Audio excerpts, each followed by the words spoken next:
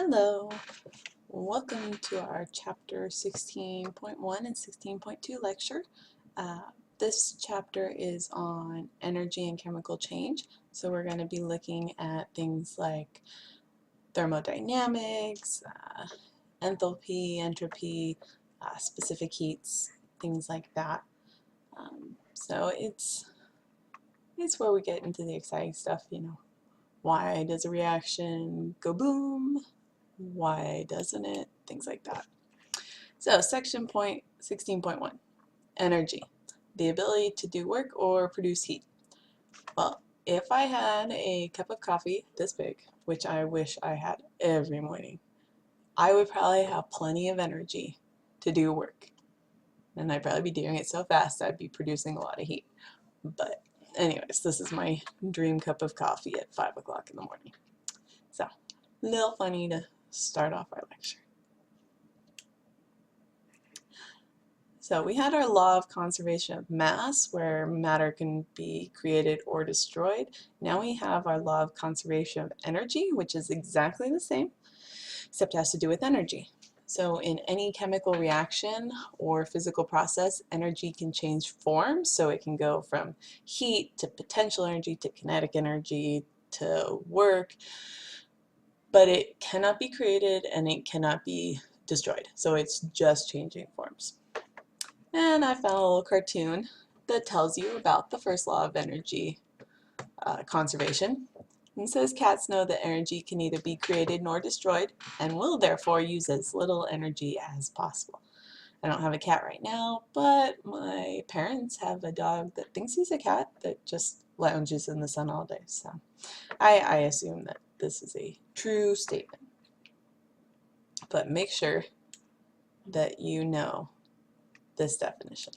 It's going to show up, and it's a driving principle behind thermodynamics.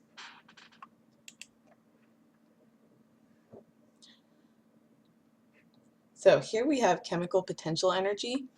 That's the energy in a substance that's stored because of how its bonds are.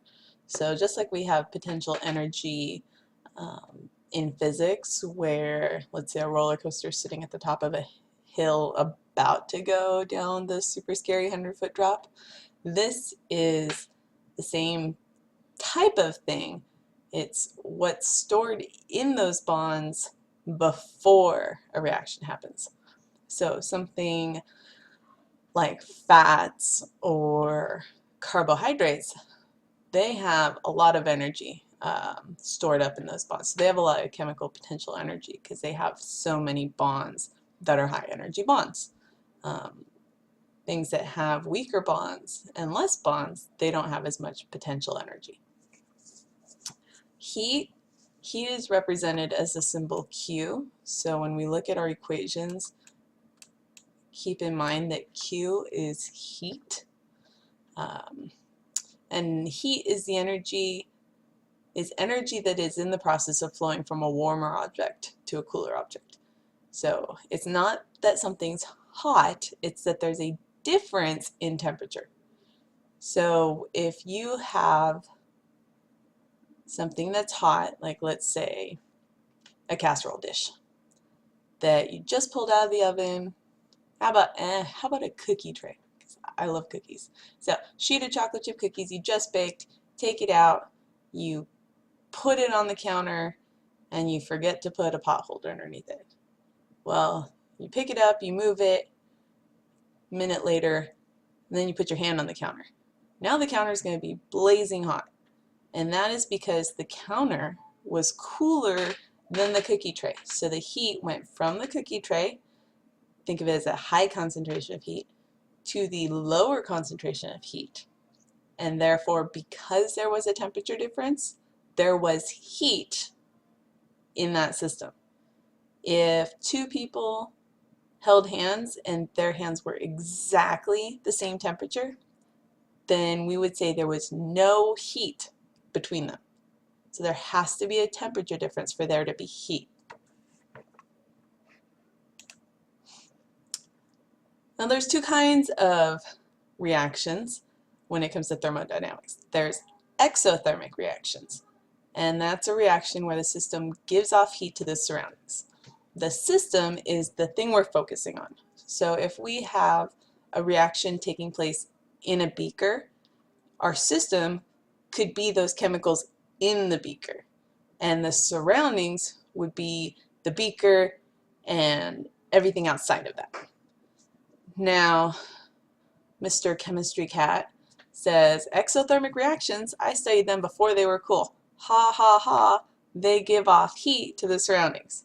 So he studied them before the surroundings cooled down. I know, little chemistry humor. It's awesome. Oh, and he makes another appearance. So endothermic processes are the other process for reactions. And those are reactions that absorb heat from their surroundings. So they take energy from whatever it's around it, and that makes the surroundings cooler. So if you have a chemical reaction that is endothermic, and you mix the two chemicals together, you put them in a beaker, that beaker will get cold to the touch because the chemicals have taken heat from the beaker. So endothermic reactions are cool, says Chemistry Cat, and they are. They're totally cool. In fact, they feel cool when you touch them.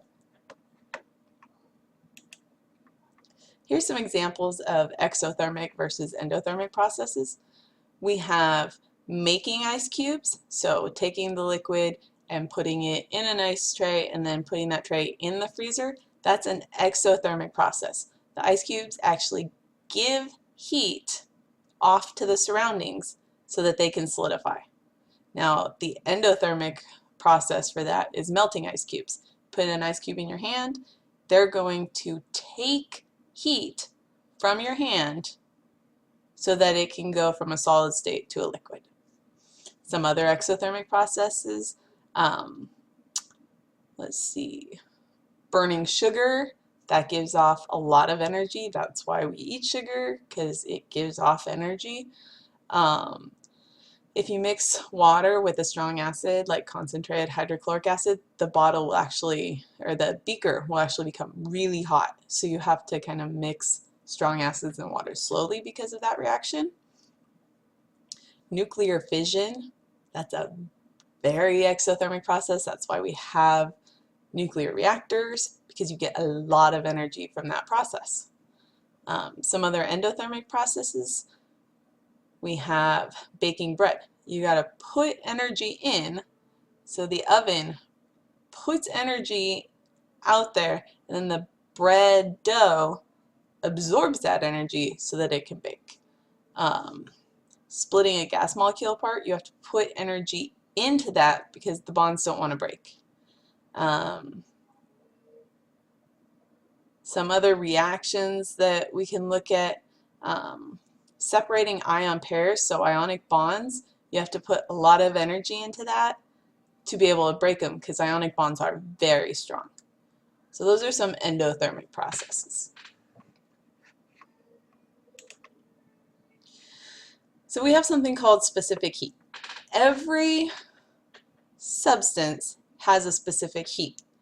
So specific heat, the definition is the amount of heat required to raise the temperature of 1 gram of that substance by 1 degree Celsius.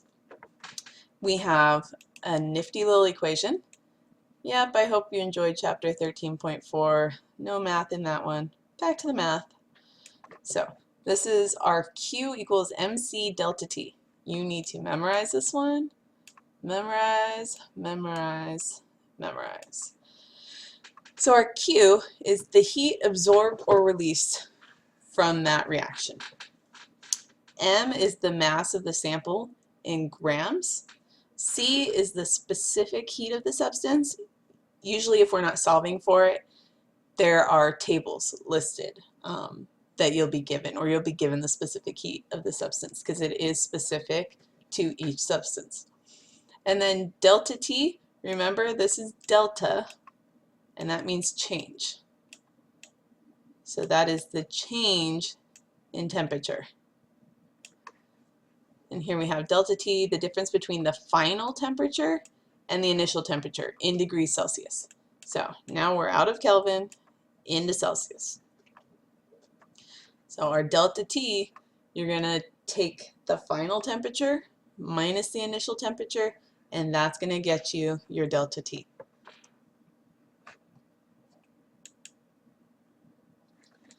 So here we have an example of energy. Just like we had conversions for moles and we had conversions for pressure, we also have conversions for energy.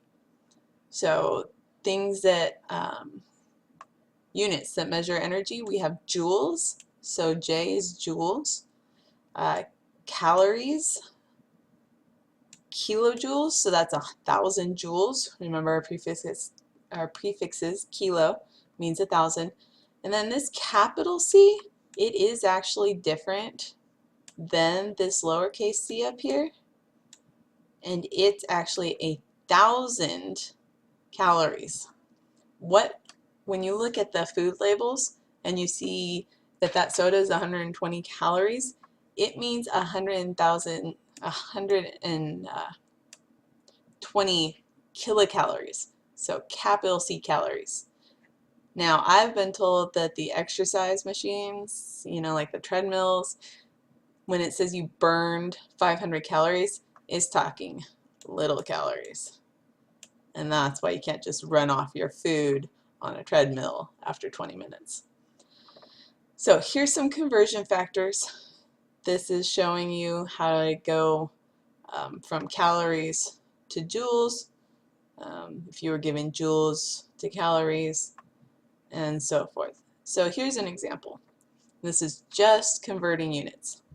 If an endothermic process absorbs 256 joules, how many kilocalories are absorbed? So the way we'd solve that is we'd put our given here. Well, we start with our given, make sure you have units. If we look over here, the conversion factor between joules and calories, 1 joule is 0.2390 calories. So I want to be able to cancel out joules, so I'm going to put 1 joule on the bottom, and then our 0.2390 calories on top, and that's great. So now we're to calories with a little c. We need to get to calories with a big C. So if we look down here, 1,000 calories with a little c is equal to 1 calorie or 1 kilocalorie. So we're going to put our 1,000 calories on the bottom so that these can cancel out, and our 1 kilocalorie on top. So now we've got joules canceled out, and we just multiply our 256 by 0.2390 and divide that all by 1,000. And what's that get us? Let's see. We get our magical little calculator. 256 times 0.239 equals, and then divided by 1,000. That gives us 0.0612 kilocalories. So that is how we do our conversions. You will need to know that 1 calorie is 4.184 joules, and then you'll need to know that the 1,000 calories equals 1 kilocalorie, and then anything else I will try to give you.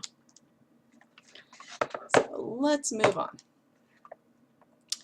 So here we have a problem that deals with our specific heat equation, Q equals mc delta T. And I have a great song that I'm going to show some of you that will get that stuck in your head forever. It's totally awesome. So let's look at this. If the temperature of 34.4 grams of ethanol increases from 25 degrees Celsius to 78 degrees Celsius, how much heat has been absorbed by the ethanol? So we're looking for heat, which means we're looking for Q. Now, we can just plug in our information.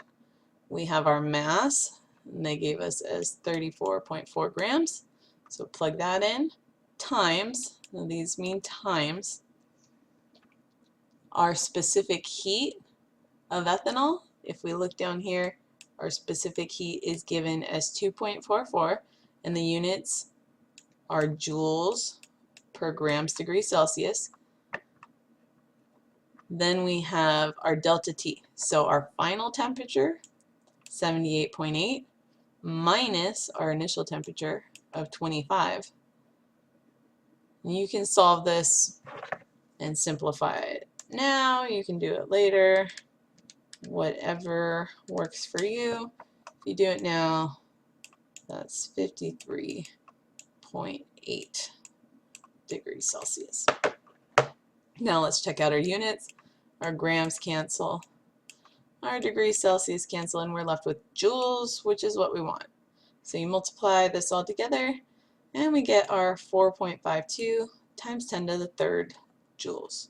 So that is how much heat the ethanol has absorbed to increase in temperature from 25 degrees to 78.8 degrees. So we can actually check out how much heat has been absorbed or released by a system that has many components by totaling all of the heats for each separate component. So our Q total, so the total of whatever system we're looking at, is the heat of system 1, the heat of system 2, heat system 3, etc., just like our partial pressures. Essentially same thing. So you may have to do the Q equals MC delta T equation. You'll have to do it for each one and then add up all those Q's. So on to 16.2, which is heat in chemical reactions and processes. Here we have a calorimeter. There's actually two different kinds. There's a kind that you would probably most likely use in a high school lab, which is actually a styrofoam cup with some water in it. If you're trying to keep it a closed system, you have a lid, then you stick a thermometer in there to measure the heat, the temperature of the water, and then whatever you're looking at. So in this case, we put a hot piece of metal, and this is used to determine the specific heat of whatever you're looking at. So in this case, you would be trying to determine the specific heat of the metal piece that you put in there. Now in fancy labs, we have what's called a bomb calorimeter. Yep, just like bomb. So a bomb calorimeter, and this is much fancier. You have a metal casing, a thermometer that's usually permanently affixed, a motorized stirrer to keep the water circulating so you get a good temperature reading. It's totally insulated, so you shouldn't lose any heat to the surroundings. A sealed bomb, which is actually where the reaction takes place, that has what you're checking. There's oxygen gas in there so that it will ignite. Your sample cup, so that's where you put what you're looking at, and then obviously the water out there. So these ignition wires, they go in. When you hit the ignite switch, you're essentially burning whatever you put in there, and then it will heat up the surroundings, and you measure the temperature, and we can do our specific heat calculations on that. So we can determine the specific heat of something using the calorimeter. And I'll get my handy dandy notes out here. So if we have a problem, so suppose you put 125 grams of water into a foam cup calorimeter and find its initial temperature is 25.6 degrees Celsius. Then you heat 50 grams of an unknown metal to 115 degrees Celsius and put it into the water. So you're heating it over a flame or in water that you know is 115 degrees Celsius. And then we put it in to our cool water. Eventually, the water and the metal reach the same temperature, so it's called equilibrium. And in this case, it's 29.3 degrees Celsius. Assuming we didn't lose any heat to the surroundings, what is the specific heat of the metal? So let's take a look at that. First thing you need to know is that the specific heat of water, which you need to memorize, is 4.184 joules per grams degrees Celsius. This is for liquid water. There's actually different specific heats for gas, gaseous water, and ice. So our liquid water is 4.184. Now we're going to calculate the heat gained by the water, since we have all the information for that. So if we do our Q equals MC delta T equation, let's plug in our information. So we have Q of the H2O is the mass. We have 125 grams of water times the specific heat of water, which I just told you is 4.184 joules grams degrees Celsius, and then our delta T. So our delta T, we have our final temperature. So both are going to have the same final temperature because they're at equilibrium. Minus 25.6, and that's going to give us 3.7. So we're going to plug in 3.7 here. Now when you crank this all together, you get 1900 joules. So this is how much heat the water absorbed.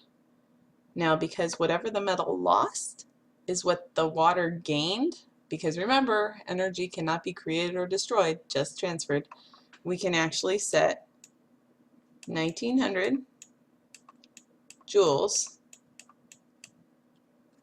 as the heat for our metal. We're looking for the specific heat of the metal. So we're doing the equation again, but this time for the metal. The mass of the metal we were given is 50 grams times our delta T, which in this case was 29.3 because they both had the same ending temperature. Remember, final minus initial. And this is going to give us negative 85.7. Now in thermodynamics, negatives and positive signs are important when we're looking for specific heat. So when we're specifically solving for specific heat, we're going to take the absolute value because it's always a positive number. So we have 85.7 degrees Celsius. Now if we divide by our 50 times 85.7 and divide this side by that,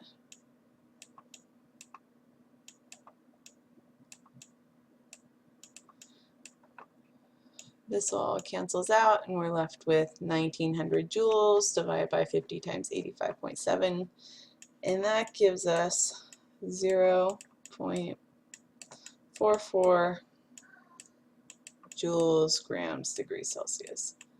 Now this is our specific heat of our metal.